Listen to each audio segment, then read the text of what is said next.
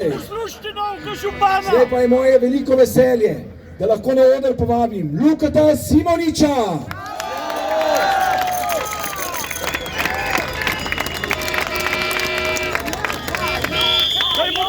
Lep in glasen pozdrav v imenu slovensko-demokratske mladine.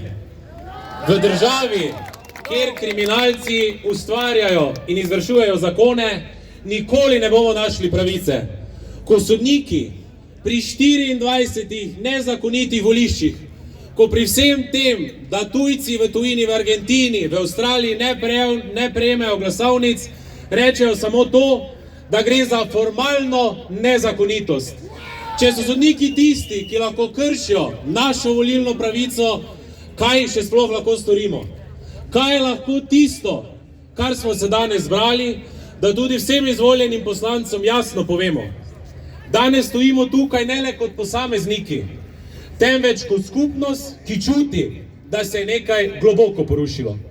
Ne govorimo zgolj o politiki, ne govorimo zgolj o ideologiji, govorimo o temeljih naše države.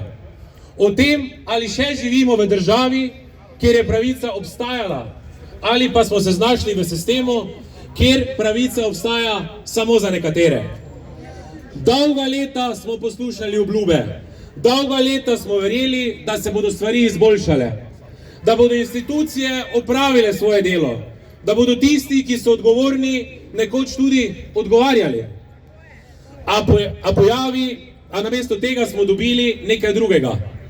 Tišino, zavlačevanje, pozabo.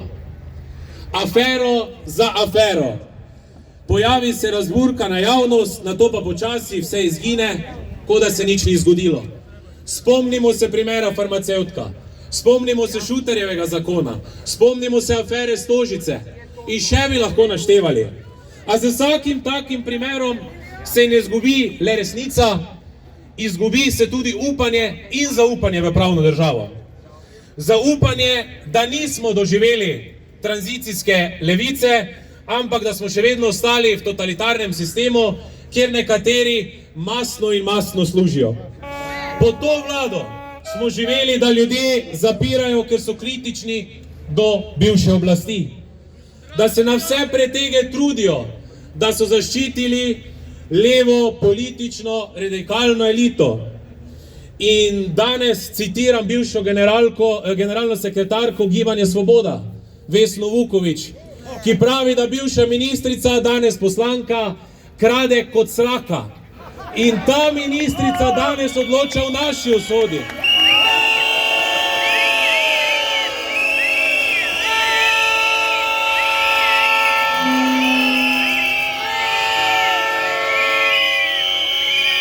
Danes ne dvomimo več v posamezne odločitve, dvomimo v sistem.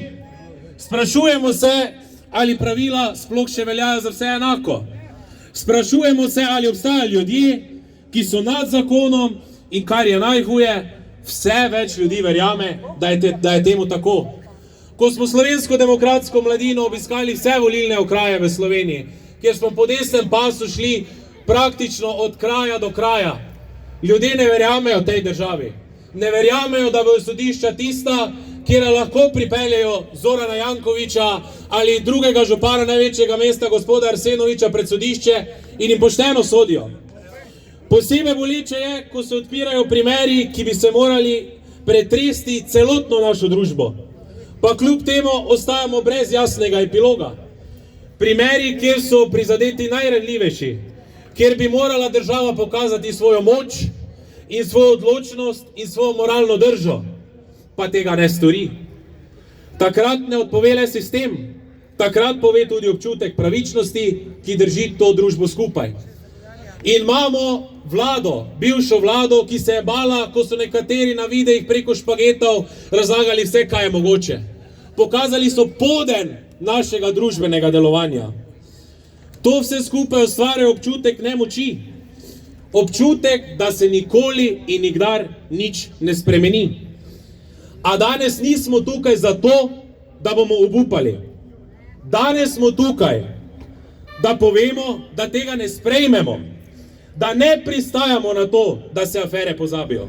da ne pristajamo na to, da izgine odgovornost. Da ne pristajamo, da so nekateri nedotakljivi.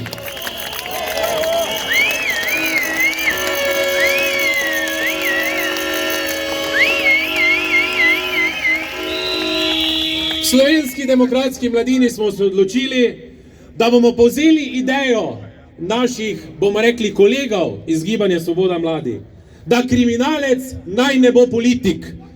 Ne, to ne bo politični slogan, ampak bo jasno sporočilo, da ne želimo drugačno državo. Državo, kjer funkcija pomeni odgovornost, državo, kjer se na vprašanja odgovarja in državo, kjer resnica ne izgine. Ne bomo več gledali stran, ne bomo več čakali, da nekdo drug ukrepa. Vsakič, ko se bo odprlo vprašanje odgovornosti, bomo tam. Vsakič, ko se bo poskušalo nekaj pomesti pod preprogo, bomo dvignili to tam na spletna omrežja, kjer ne morejo vzeti resnice. Ne zato, ker želimo konflikte, ampak zato, ker brez resnice ni odgovornosti. Volja ljudi mora nekaj pomeniti. Izvolili smo parlament, kjer je 48 poslancev tistih, ki razmišlja desno, sredinsko. Desna sredina je prvi v zgodovini dosegla takšen rezultat. Ampak moramo jasno povedati, da demokracija ni le trenutek oddaje glasu, temveč zaveza, da se ta glas spoštuje tudi po volitvah. Ljudje pričakujemo, da bodo tisti, ki so bili izvoljeni, delovali v interesu, ne v interesu ozkih krogov političnih elit, ki bo na vsak način hoteli kupiti enega od teh 48 poslancev. Ampak moramo vedeti, mi tega ne smemo popustiti in pričakujemo, da bodo poslanci stali za svojimi besedami. In če se zgodi drugače, če pride do izdaje zaupanja, potem moramo biti jasni, da to ne sprejmemo brez odziva. Ljudje imamo pravico vedeti, zakaj so bile določene sprejete, ljudje imamo pravico do odgovora in ljudje imamo pravico zahtevati odgovornost. Želimo si države, kjer zakon velja za vse enako, kjer nihče ni nad pravico, kjer resnica ni nevarna, ampak nujna. Kjer pravna država ni pravna beseda, ampak vsakodnevna realnost. To ni radikalna zahteva. To je minimum, ki ga moramo zagotavljati vsaka demokratična država. In zato danes ne zaključujemo z govorom, ampak začenjamo z odgovornostjo. Z odgovornostjo, da ne utihnemo. Z odgovornostjo, da vztrajamo. Z odgovornostjo, da zahtevamo več in da od prihodne vlade pričakujemo, da ljudje, ki si zaslužijo za zapahe, tam tudi pristanejo. Da ne bomo pristajali tega, da je 10% samo znesek.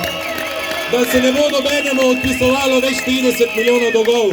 Da ne bomo imeli župana drugega največjega mesta, ki ne pojasni več milijonov njegovega premoženja. Dovolj je bilo in od danes naprej ne bomo tiho, ampak gremo na ulice vsakič, ko bo to potrebno. Bog živi slovenski narod, Bog živi Slovenijo, Bog živi Slovensko demokratsko stranko. Hvala lepa.